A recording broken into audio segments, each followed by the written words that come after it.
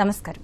న్యాయసేవ కార్యక్రమానికి స్వాగతం. ఇవాళ మన అంశం గృహహింస నిరోధక చట్టం, న్యాయ సహాయం. ఈ అంశంపై సలహాలు, సూచనలు అందించడానికి మనతో పాటు ఉన్నారు రెండవ అదనపు junior civil judge Medchal court, Medchal Malkajgiri జిల్లా ఉప్పులేటి తిరుపతి గారు, అలాగే న్యాయవాది శ్రీమతి పి అనితానాయుడు గారు.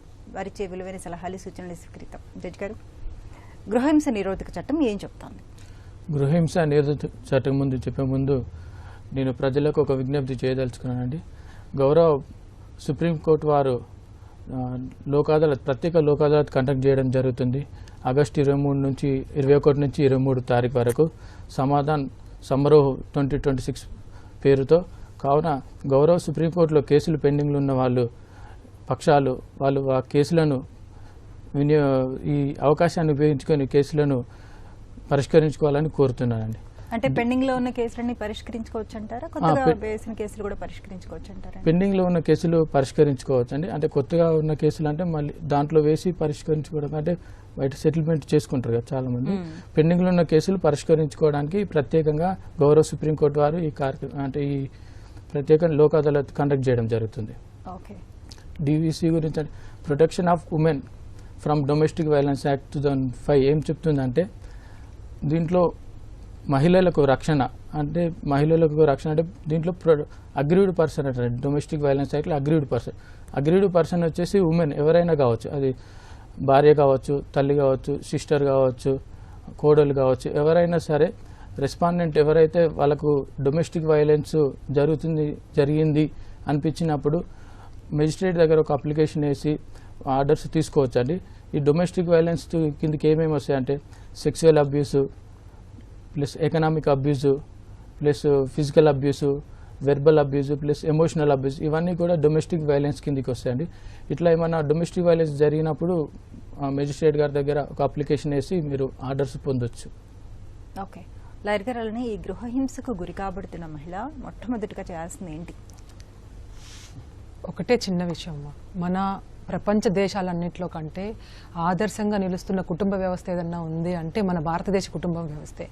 ఎప్పుడైతే డొమెస్టిక్ వైలెన్స్కి ఇంట్లో గృహహింస ఒక రూఫ్ కింద 4 గోడల మధ్యలో అత్తమామో భర్తో మళ్ళీ బావ మరుదులు ఎవరి ద్వారా అయినా హింసకు గురైనప్పుడు ఆడపడుచులు ఇట్లాంటప్పుడు, ఇంతకుముందు 2005 ఈ డొమెస్టిక్ వైలెన్స్ ప్రొటెక్షన్ యాక్ట్ రాకముందు పోలీస్ స్టేషన్కి వెళ్ళడానికి ఒక ఉమెన్, పిల్లలు ఉంటారు, సొసైటీలో ఏమనుకుంటారో ఎంతైనా గృహహింసకు ఫేస్ చేస్తూనే ఒక డిప్రెషన్ లాంటికి వెళ్ళిపోయి తాను చాలా కుమిలిపోయి లాస్ట్కి డిప్రెషన్ నుంచి సూసైడల్ థాట్ వరకు వెళ్ళి సూసైడ్స్ చేసుకొని అల్టిమేట్గా పిల్లలు సఫర్ అయ్యేవాళ్ళు, చాలా సఫర్ అయ్యేవాళ్ళు. పోలీస్ స్టేషన్కి వెళ్తే సొసైటీలో ఏమనుకుంటారు, సరే పోలీస్ స్టేషన్ కంప్లైంట్ ఇచ్చిన తర్వాత కూడా అత్తమామలు మమ్మల్ని పోలీస్ స్టేషన్ దాకా ఎక్కించావు, కోర్టు మెట్లు ఎక్కించావు, నిన్ను మా ఇంట్లోకి ఎట్లా తీసుకుంటానని కుటుంబ వ్యవస్థ పూర్తిగా విచ్ఛిన్నమయ్యి రోడ్డు మీద పడే అంత స్టేజ్కి తీసుకొచ్చుకుని ఇట్లాంటి పరిస్థితులు ఉన్నప్పుడు 2005 domestic violence against women protection దాంట్లో ఏం చెప్పారంటే అందుకే ఈ చట్టం వచ్చింది.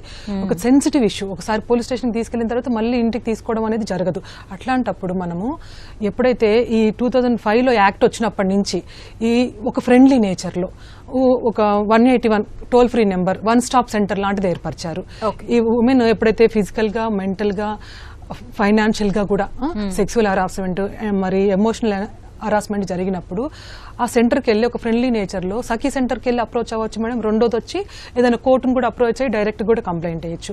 నేను పలానా ఏరియాలో ఉన్నా, నేను ఎలా ఇక్కడ అప్రోచ్ అవ్వాలంటే 181 కాల్ చేస్తే మీ ఒక డిస్ట్రిక్ట్ కోర్టులో మీ లీగల్ ఎయిడ్ కూడా సపోర్ట్ చేస్తారు. మళ్ళీ మనకి ఫైనాన్షియల్గా సపోర్ట్, తనకి అంత వెసులుబాటు లేదు, నా డబ్బులు లేవు, నేను ఎక్కడికి వెళ్ళి ఎవరిని అడగాలనుకున్నప్పుడు అప్పుడు వాళ్ళు సపోర్ట్ చేసినప్పుడు మేడం మనం 181 కాల్ చేస్తే మన near by Sakhi centre area హాస్పిటల్స్లో ఉంటున్నాయి చాలా సెంటర్స్, మన ప్రతి డిస్ట్రిక్ట్ కోర్టు ప్రెమిసెస్లో కూడా పెడుతున్నారు. ఏరియా హాస్పిటల్స్కి అన్నిట్లో పెట్టి ఒక 181 కాల్ టోల్ ఫ్రీ నెంబర్ చేసుకుని అక్కడికి వెళ్ళి అప్రోచ్ అయ్యి వీళ్ళని పిలిపించినప్పుడు కౌన్సిలింగ్ లాగా చేసేసి ఇద్దరికి ఫ్రెండ్లీ తీసుకుని మళ్ళీ కంటిన్యూ చేద్దామండి. మంచిది. లక్ష్మీ శ్రావణి గారు పిడుగురాళ్ల నుంచి. హలో శ్రావణి గారు, చెప్పండి. ఏంటమ్మా? మా ఆయన రీసెంట్ గా చనిపోయారు మేడం. మా మామయ్య వాళ్ళు ఇట్లా ఉన్నట్టు వెళ్ళిపోమని అంటున్నారండి. మా ఆయన ఏమేమో అమ్మాయిని కూడా మాకు ఇచ్చేది అని అంటుందండి. మా అమ్మాయిని, ఒక అమ్మాయి నన్ను టార్చర్ చేస్తుందండి. వెళ్ళిపో అని ఎట్లా పడితే అట్లా పెడుతున్నాడండి. పొలం కూడా వాళ్ళే కౌలుకి ఇచ్చుకుంటాను కదా. ఓకే. నాకు ఏ విధమైన న్యాయం జరుగుతుందో అని అర్థం కావాలి.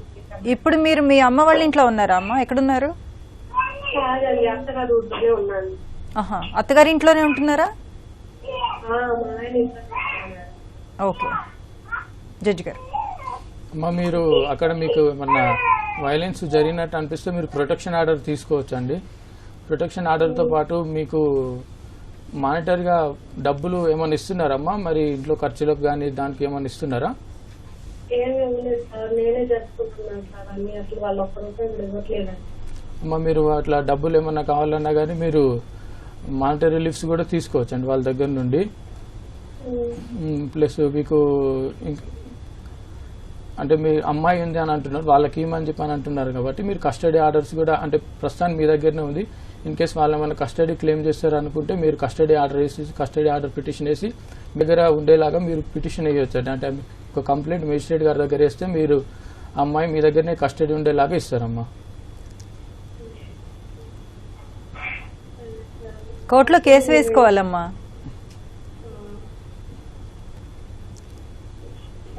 ఏ సెక్షన్ కింద వేయచ్చు మేడం? ఏంటమ్మా? ఏ సెక్షన్ కింద వేయాలి అంటున్నారు. ఓకే, ఏ సెక్షన్ కింద వేయాలి అని అడుగుతున్నారు. DVC ప్రకారం మీరు వేసుకోవచ్చమ్మా. ప్రొటెక్షన్ కావాలని అనుకుంటే దాంట్లో డిఫరెంట్ ఆర్డర్స్ మానిటరీ రిలీఫ్స్ వస్తాయి, ప్రొటెక్షన్ ఆర్డర్స్ ఉంటాయి.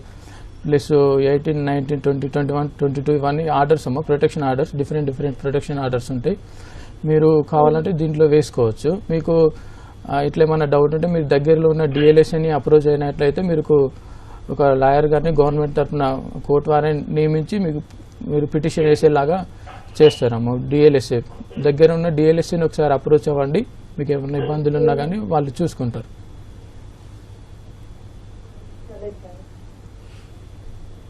మరొక కాల్ తీసుకుందాం అండి. అత్తాపూర్ నుంచి రాజేంద్ర గారు. హలో సార్, నమస్తే సార్. నమస్తే అండి, చెప్పండి. అదే పాప ఇక్కడ 2021 లో మ్యారేజ్ అయింది మేడం. ఓకే. యుఎస్కి వెళ్ళిన తర్వాత ఇంకా కుటుంబం తర్వాత ఆ అబ్బాయి అంతా కొంచెం ఇబ్బంది పెట్టడం అవన్నీ చేశారు మేడం. చేసేసి అవన్నీ కొంచెం భరించుకుంటా ఏదో కన్విన్స్ చేసుకుంటా వచ్చాము, అయినా వినలేదు. వాళ్ళే డివోర్స్ కేసు బుక్ చేశారు మేడం. ఓకే, ఏ రీజన్ తో అండి? ఏ రీజన్ తో చేశారు?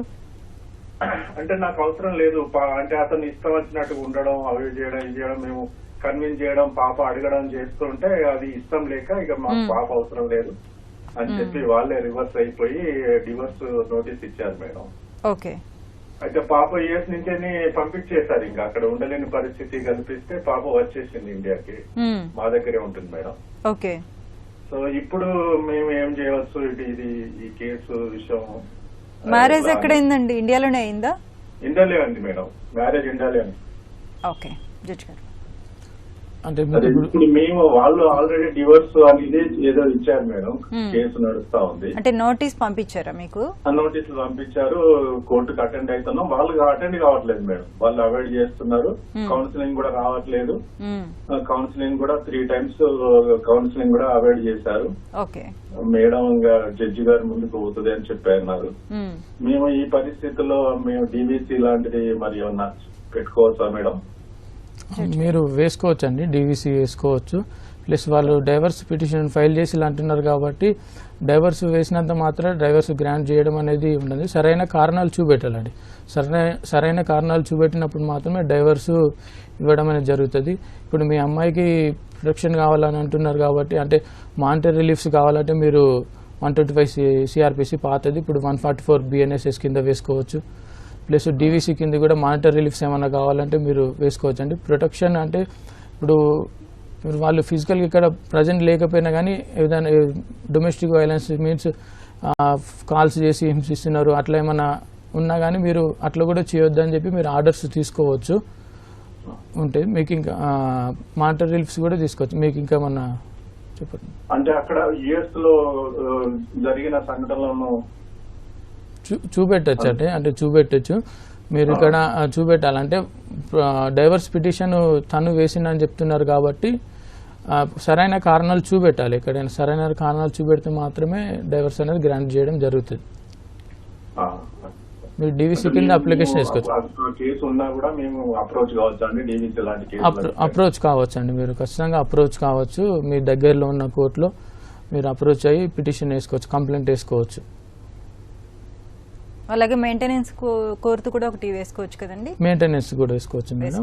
మెయింటెనెన్స్ కూడా 144 PNS ప్రకారం మెయింటెనెన్స్ కూడా వాళ్ళు వేసుకొని మెయింటెనెన్స్ అడగొచ్చు. ఇప్పుడు వాళ్ళు డైవర్స్ వేశారు కదండి, ఈ అమ్మాయికి ఇష్టం లేకపోతే? ఈ అమ్మాయికి ఇష్టం లేకపోతే అంటే డైవర్స్ కు కొన్ని ప్రత్యేకమైన కారణాలు చూపెట్టాలి. కారణాలు చూపెట్టినప్పుడు మాత్రమే డైవర్స్ అనేది గ్రాంట్ చేయడం జరుగుతుంది.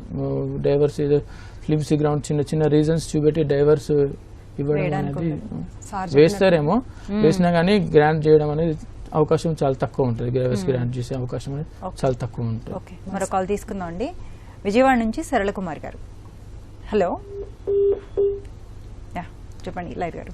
మన సార్ చెప్పినట్టు మేడం, వాళ్ళు డైవర్స్ చేసినంత మాత్రానే వన్ సైడే విని డైవర్స్ గ్రాంట్ చేస్తారని అనుకోవాల్సిన అవసరం లేదు. ఆ అమ్మాయికి నా భర్త, నా కుటుంబం కావాలి అనుకున్నప్పుడు రెస్ట్రిక్షన్ ఆఫ్ కాంజుగల్ రైట్స్ వేసుకోవచ్చు తను. అలాగే డొమెస్టిక్ వైలెన్స్ లో maintenance, residential order, shared house, అత్తమామ ఇక్కడ ఇండియాలో ఉన్నైతే నేను వెళ్ళి నా అత్తమామల దగ్గర ఉంటాను, నా భర్త నేను ఇంత హోప్ గా నేను ఇంత లైఫ్ మీద ఇంత హోప్ పెట్టుకొని పెళ్లి చేసుకున్నప్పుడు సడన్ గా వేరే దేశం నుంచి నన్ను పంపించి రోడ్డు మీద వేసేసి డైవర్స్ కావాలి నాకు అంటే తన జీవితం ఏమైపోతుంది? అది కూడా ఆలోచించినప్పుడు నాకు కూడా డైవర్స్ వద్దండి, నాకు నేను కావాలనుకుంటున్నాను, కలిసి ఉంటాను, రెస్ట్రిక్షన్ ఆఫ్ కాంజుగల్ రైట్స్ వేసుకోవచ్చు, డొమెస్టిక్ వైలెన్స్ వేసుకోవచ్చు, డీవీసీ. తర్వాత మెయింటెనెన్స్ కావాలి, తను వచ్చి మరి ఎలా బతకాలి, తనకు ఒక ప్రొటెక్షన్ కూడా అవసరం కదా మెయింటెనెన్స్ చేసుకోవడానికి, 125 CRPC కింద కూడా వేసుకోవచ్చు. అతను వేసిన డైవర్స్ లోనే మేడం గారు మళ్ళీ మనం 24 HM యాక్ట్ కింద మెయింటెనెన్స్ క్లెయిమ్ కూడా చేసుకోవచ్చు. మళ్ళీ కొత్త కేసు వేసుకునే ఆర్థిక ఉన్నా లేకపోయినా అతను వేసిన దాంట్లోనే మళ్ళీ 24 కింద కూడా మనం మెయింటెనెన్స్ క్లెయిమ్ చేసుకునే అవకాశం కూడా తనకుంది. ఓకే, మరి కాల్ తీసుకుందాం అండి. విమల గారు సిద్దిపేట నుంచి. హలో, నమస్తే. నమస్తే అమ్మా, చెప్పండి. సార్ మా బిడ్డ గురించి మేడం. హలో, వినిపిస్తుందమ్మా, చెప్పండి. మీ బిడ్డ గురించి చెప్దాం అనుకుంటున్నా. మా బిడ్డకు ఇప్పుడు వాళ్ళ భర్త చూసుకోవడం లేదు మేడం, డబ్బులు ఇవ్వడం లేదు, ఇద్దరు పిల్లలను దాస్తలేదు, ఏది లేదు. 2 సంవత్సరాల నుంచి తల్లి దగ్గరనే ఉంటున్నాడు. తల్లి తండ్రి ఏం చెప్తారంటే ఆయనకు సిజేపియన్ అని ఒక వ్యాధి ఉన్నది, ఆ వ్యాధి ఉంది మాకు చెప్పకుండా పెళ్లి చేసారు. ఇప్పుడు మొత్తానికే మా పిల్లలు చూసుకోకుండా ఉన్నారు సార్. ఇప్పుడు అమ్మాయి మా దగ్గర చిన్న జాబ్ చేసుకుంటా పిల్లలు చదువుకుంటుంది. ఆయన ఏదో చిన్నగా జాబ్ చేస్తున్నాడు కానీ అది కూడా పైసలు అమ్మాయికి ఇస్తలేడు, అమ్మాయి పిల్లలను చూసుకుంటలేడు. ఓకే లాయర్ గారు, పిల్లలు కూడా ఉన్నారంట? 2 పిల్లలంటే ఒక బిడ్డ ఒక కొడుకు సార్. ఎంత వయసు అమ్మా? బిడ్డకు 2 సంవత్సరాలు సార్ మేడం, కొడుకు 9 సంవత్సరాలు మేడం. ఇమ్మీడియట్ గా వెళ్ళిపోయి మేడం గారు ఏదైనా మెయింటెనెన్స్ కేసు వేసుకోవచ్చమ్మా మీ పిల్లల కోసం, నీ కూతురు కోసం కూడాను. దగ్గరున్న ఒక లాయర్ గారిని సంప్రదించండి. ఫైనాన్షియల్ గా అంత సపోర్ట్ లేకపోయినట్లయితే ప్రతి కోర్టులో ఒక లీగల్ ఎయిడ్ అని మీకు ఫైనాన్షియల్ గా సపోర్ట్, ఆర్థికంగా ఇబ్బంది ఉన్న వాళ్ళకి ఒక ఫ్రీగా లీగల్ ఒక అడ్వకేట్ ని కూడా మీకు సపోర్ట్ చేస్తారమ్మా. ఒక కోర్టుకు వెళ్లి, డిస్ట్రిక్ట్ లీగల్ కోర్టుకి అక్కడ వెళ్లి వాళ్ళని అప్రోచ్ అయితే ఒక మంచి లాయర్ గారిని అపాయింట్ చేస్తారు మీ తరపున. మెయింటెనెన్స్ కేసు వేసుకోవచ్చమ్మా. అట్లాగే సఖీ సెంటర్ కూడా ఉంటుంది మీ దగ్గరలో. 181 నెంబర్ కి కాల్ చేసినప్పుడు అక్కడ మీకు ఎక్కడికి వెళ్లి అప్రోచ్ అవ్వాలో చెప్తారు. అక్కడికి వెళ్లి కౌన్సిలింగ్ అని పిలిపిస్తారమ్మా. కౌన్సిలింగ్ సెటిల్ అయితే అక్కడే అగ్రిమెంట్ లాంటిది రాసుకొని ఇప్పటి నుంచి పిల్లల్ని నేను బాగా చూసుకుంటాను అక్కడి నుంచి ఇంటికి తీసుకెళ్లే అవకాశం ఉంది. కాకపోతే కోర్టుకు రెఫర్ అవుతుంది. మెయింటెనెన్స్, రెసిడెన్షియల్ ఆర్డర్, ప్రొటెక్షన్ మీకు అన్ని రకాలుగా రెసిడెన్షియల్ ఆర్డర్ తో పాటు మీకు చాలా వెసులుబాటు కలిగే అవకాశం ఉంది. ఇవన్నీ కూడా మీకు అందుబాటులో ఉన్నాయమ్మా. ఒక మంచి లాయర్ గారిని కానీ లీగల్ ఒకసారి రాత్రి 12 గంటలకు మామను భర్త ఇద్దరు ఫోన్ గుంజుకొని పిల్లలు కొట్టారు సార్. రాత్రి 12 గంటలకు మేము సిద్దిపేట నుంచి కన్నారు 1 గంటలకు వెళ్ళినాం. ఢిల్లీ పోలీస్ స్టేషన్ కి వెళ్తే, మహిళా పోలీస్ స్టేషన్ కి వెళ్తే అప్పుడు వాళ్ళు అసలు రానట్లేదు, వీళ్ళు కూడా పిలిపించలేదు మేడం. లేదమ్మా, మళ్ళీ ఇంకొకసారి వెళ్ళండి పోలీస్ స్టేషన్ కి. పోలీస్ స్టేషన్ లో గానీ 498 మాకు న్యాయమే జరగలేదు మేడం. సరేమ్మా, అయితే ఈసారి ఏం చేస్తారంటే ఇంకొకసారి వెళ్ళి ప్రయత్నం చేయండి.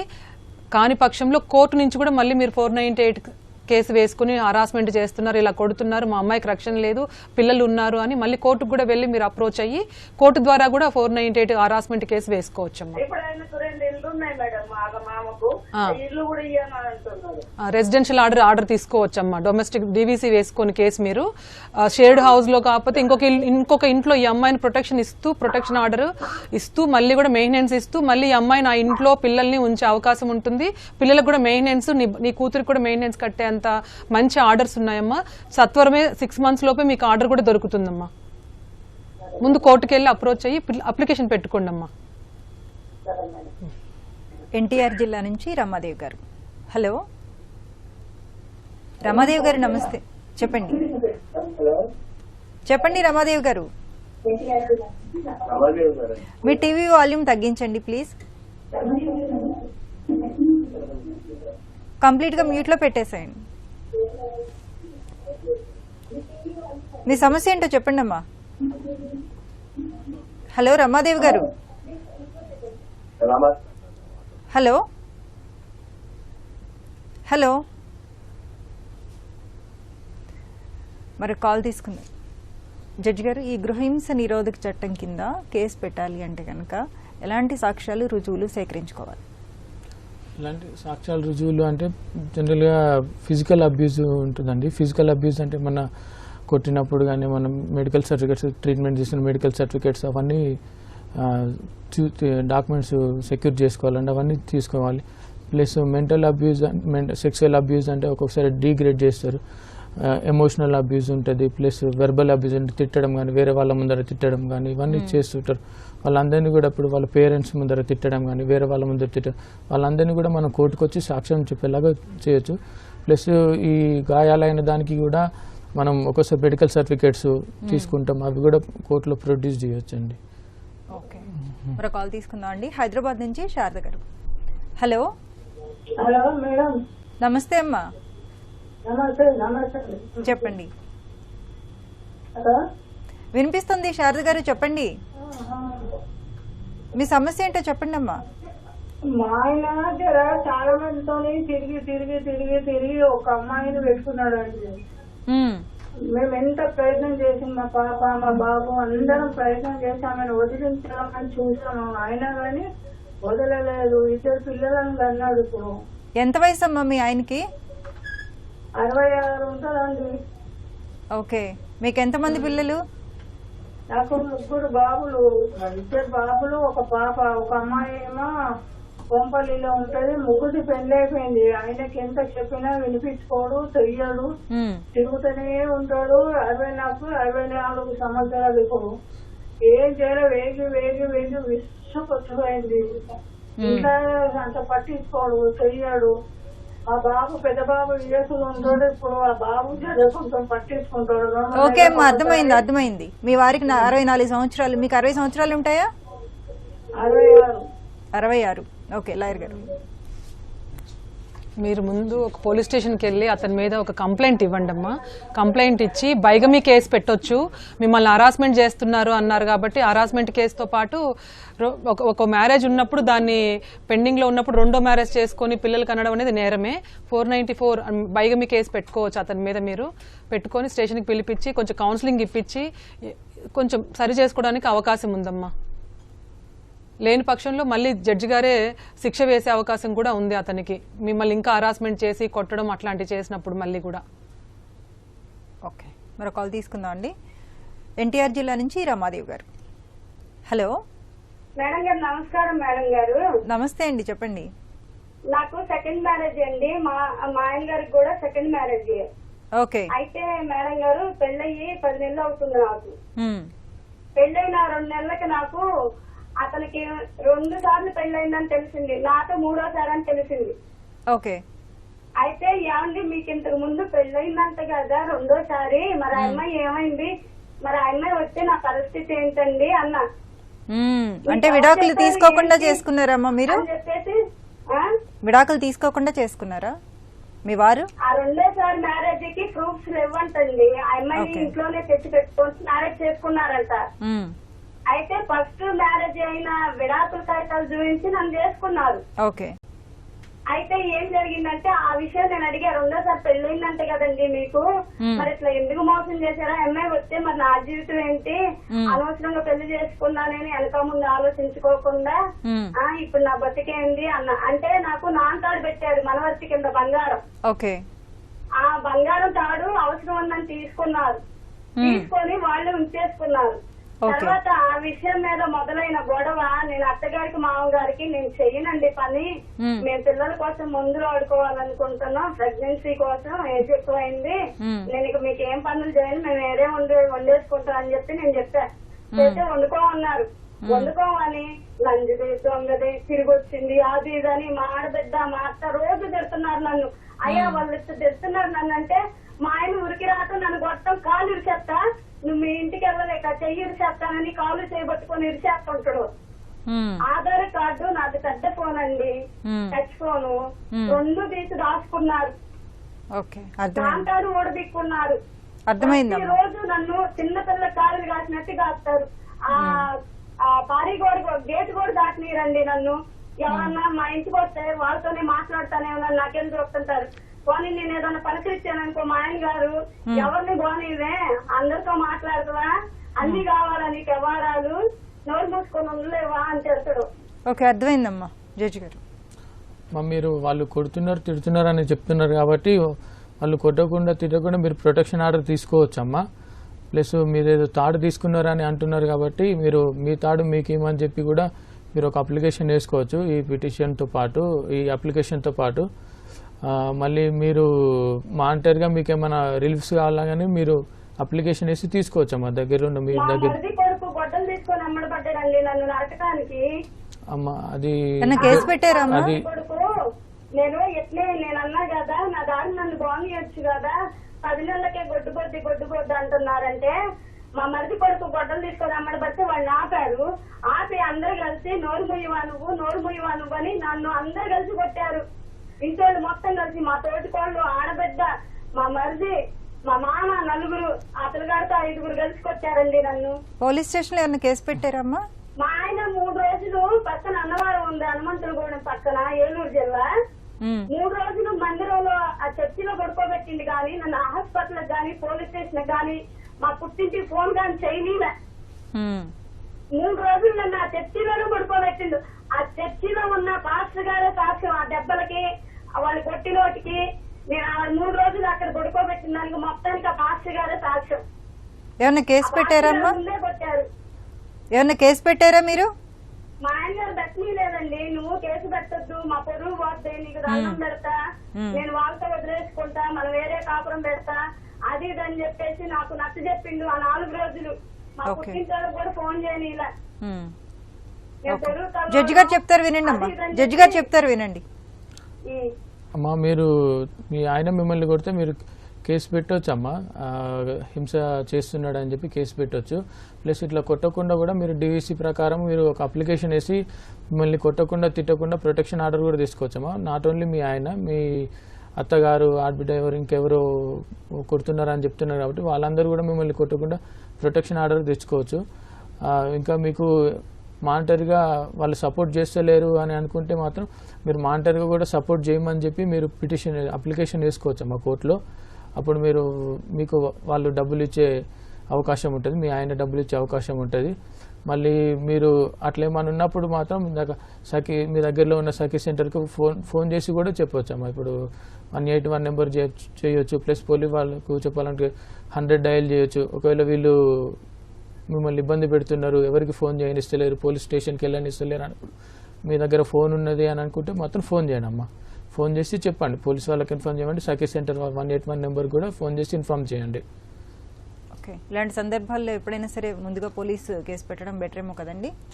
పోలీస్ కేసు పెట్టడం బెస్ట్ మేడం, ఎందుకంటే వాళ్ళ మరిదెవరో గుడ్డలు పట్టుకొని వెనుక వస్తున్నారు అని చెప్పి అంటున్నారు కాబట్టి తనకు లైఫ్ రక్షణ కాబట్టి పోలీస్ వాళ్ళకు ముందు ఒక కంప్లైంట్ ఇస్తే, రిపోర్ట్ ఇస్తే వాళ్ళు కేసు రిజిస్టర్ చేసి ఏం జరిగింది ఏమని ఇన్వెస్టిగేషన్ చేసి కేసు ఛార్జ్ షీట్ ఫైల్ చేయడం జరుగుతుంది. ఇన్ కేసు అట్లేమన్నా ఉన్నా కానీ గ్రీవెన్స్ వాళ్ళు కూడా కొంచెం భయపడతారు, అంటే ఏమైనా చేస్తే మళ్ళీ వాళ్ళ మీదకే వస్తుంది కాబట్టి ముందుగానే కేసు పెడితే బెటర్.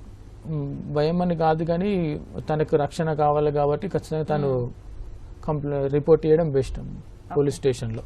మరో కాల్ తీసుకుందాం అండి. ముంబై నుంచి కవిత గారు. హలో. హలో, నమస్తే అమ్మా, చెప్పండి. నమస్తే అండి. కవిత గారు చెప్పండి. మా భర్త 20 సంవత్సరాల నుండి నన్ను బాగా కొట్టడం, తిట్టడం, మా పిల్లల్ని కూడా కొట్టుడు. పిల్లల్ని కూడా కొడతారా అమ్మా? పిల్లల్ని కూడా తల వల కొట్టింది, నా తల వల కొట్టింది. నాకు అమ్మ నాన్న లేరు, అన్నదమ్ములు కూడా లేరు, ఎవరు లేరు కదా అని ఆయననే పట్టుకొని ఇంకో అమ్మాయిని పట్టుకున్నాడు మరటామె. ఆమెను పట్టుకొని మస్తు కొడుతుంది, తిడుతుంది. ఆయన కానీ భర్తనే కదా మారుతాడని ఆయన పట్టుకుని ఉన్నా. నా బంగారము, అమ్మ బంగారం, అమ్మ చనిపోయినప్పుడు ఉండే అమ్మ మీది, అది కూడా బంగారము తీసుకొని దొంగతనం చేసి అమ్మేసుకున్నాడు. అమ్మది వారసత్వంగా వచ్చిన ఆస్తి కాగితాలు కూడా తీసుకున్నాడు.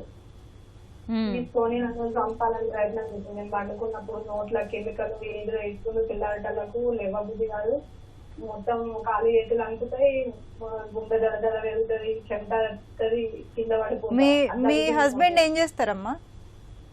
పని చేస్తాడు, అది గవర్నమెంట్ లో పని చేస్తాడు. మీ పిల్లల వయసు ఎంత? మా పిల్లలది 17 years, ఒక ఆయనది 18 years. వాళ్ళకు భయం అవుతుంది, అక్కడ డాడీ నేర్చి పెడితే మనకు ఇవన్నీ కాలేజ్ ఫీజులు అవన్నీ ఎట్లా అని వాళ్ళు భయపడుతుంది. నా వల్ల ఏమైనా కానీ నీ దగ్గర ప్రూఫ్ లేదు, నువ్వు పండుకున్నప్పుడు చేస్తా, నీ దగ్గర ప్రూఫ్ లేదని నన్ను భయపట్టిస్తాడు. నేను ఎటు పోవాలని ఓకే ఓకే, అర్థమైందమ్మా. లాయర్ గారు. అమ్మ, ఇంత mental harassment, physical harassment face చేస్తూ నువ్వే కాదు నీ పిల్లల్ని కూడా కొడుతున్నప్పుడు అక్కడే ఉండి ఇంత బాధ భరించుకుంటూ ఉండడం కంటే ఇప్పుడు అతను ఇచ్చే మెయింటెనెన్స్, అతను పెట్టే తిండే కొంచెం పక్కకు జరిగి ఒక చిన్న రూమ్ తీసుకొని నీ పిల్లల్ని జాగ్రత్తగా చదివించుకుంటూ డొమెస్టిక్ వైలెన్స్ కేసు ఫస్ట్ వేయండి అమ్మా. ప్రాణహాని ఉంటుంది అంటున్నారు, ఒక పోలీస్ కంప్లైంట్ కూడా ఇవ్వండి అమ్మా. మీకు డొమెస్టిక్ వైలెన్స్ ద్వారా ఇది ఒక మంచి బ్రహ్మాస్త్రం లాంటి రక్షణ కవచం ఉమెన్ కి, ఒక స్త్రీమూర్తికి. మీరు మెయింటెనెన్స్ అమ్మ, ఒక్క సెకండ్ అమ్మా, మీరు మెయింటెనెన్స్ తీసుకోవచ్చు. రెసిడెన్షియల్ ఆర్డర్ ఇవ్వడానికి కూడా అతని మెయింటెనెన్స్ తో పాటు మీకు రెంటింటిలో ఉండడానికి కూడా మెయింటెనెన్స్ కూడా కట్టివ్వాలమ్మా. ప్రొటెక్షన్ ఆర్డర్ ఇస్తారు, అతను మళ్ళీ మిమ్మల్ని వచ్చి కొట్టి తిట్టి గొడవ చేసి మిమ్మల్ని ఇబ్బంది పెట్టకుండా ప్రొటెక్షన్ ఆర్డర్ తీసుకోవచ్చమ్మా. మీ స్త్రీదన ఏదైతే ఉందో, మీ అమ్మది, మీ గోల్డ్ అన్ని అమ్ముకున్నారంటున్నారు కదా, ఏమేమి వేశారో అవన్నీ కూడా ప్రూఫ్ లేకపోయినా ఇది 4 గోడల మధ్యలో జరుగుతున్న హరాస్మెంట్ కాబట్టి అమ్మా, మీరు ఇచ్చిన ఒక అఫిడవిట్ సరిపోతుంది. మీ ఆయన అంటున్నాడు కదా, నీకు ప్రూఫ్లు ఏం లేవు కదా, ఏం చేసుకుంటావు, ఏం చేసుకోలేవని. ప్రూఫ్లు 4 గోడల మధ్య జరిగే హరాస్మెంట్ ఉండకపోవచ్చమ్మా. ఉండకపోయినా కూడా మీరు ఒక అఫిడవిట్ ద్వారా, నా పిల్లలు, నేను, నీకు పిల్లలు ఉన్నారు సపోర్ట్, నీ పిల్లలే మీకు ఎవిడెన్స్ అమ్మా. పిల్లల ద్వారా, మీ ద్వారా జడ్జి గారు మొత్తం వివరంగా చూసి ఒక సఖీ సెంటర్ దగ్గరలో ఉన్న సెంటర్కి వెళ్ళమ్మా. ముందు కౌన్సిలింగ్ ఇస్తారు, తర్వాత కాని పక్షంలో కోర్టుకు వెళ్తారు. విత్ ఇన్ 6 months లోపే మీకు మెయింటెనెన్స్ కానీ అన్ని ఆర్డర్స్, ప్రొటెక్షన్ దగ్గర నుంచి అన్ని ఆర్డర్ వస్తాయమ్మా. మెడికల్ ఆర్డర్ వస్తుంది. మీ స్త్రీదన కూడా మళ్ళీ మీకు వెనక్కి తెచ్చుకునే అవకాశం ఉంది. నా లైఫ్ని ఇలా నాశనం చేశాడు, నా లైఫ్ మొత్తం ఇతను నమ్ముకొని నేను 2 పిల్లల్ని కన్న తర్వాత మీకు కాంపన్సేషన్ కూడా కట్టిస్తారమ్మా. కాంపన్సేషన్ కూడా అడగొచ్చు. మీరు ముందు కోర్టుకు ధైర్యంగా వచ్చి, మీకు ఒకవేళ నేను డబ్బులు పెట్టుకోలేను అనుకుంటే ఒక డిఎల్ఎస్ఏ సెంటర్కి వెళ్తే వాళ్ళ యొక్క ఫ్రీ లీగల్ అడ్వకేట్ని మీకు సపోర్టివ్గా ఉంచి వాళ్ళ ద్వారా కూడా కేసు ఫైట్ చేస్తారమ్మా. వాళ్ళకేం ఫీజు కట్టక్కర్లేదు, కోర్టు వారే మీకోసము అరేంజ్ చేస్తారనమాట. ఇవన్నీ వెసులుబాటు ఉన్నాయమ్మా. అక్కడే ఉండి ఇంత నరకం అనుభవించే బదులు ఇంకా కొద్ది రోజులైతే నీ పిల్లల చదువులు అలా కష్టపడి చదివించుకుంటూ అతను మెయింటెనెన్స్ కట్టాల్సిందే, పిల్లల్ని చదివించాల్సిందే.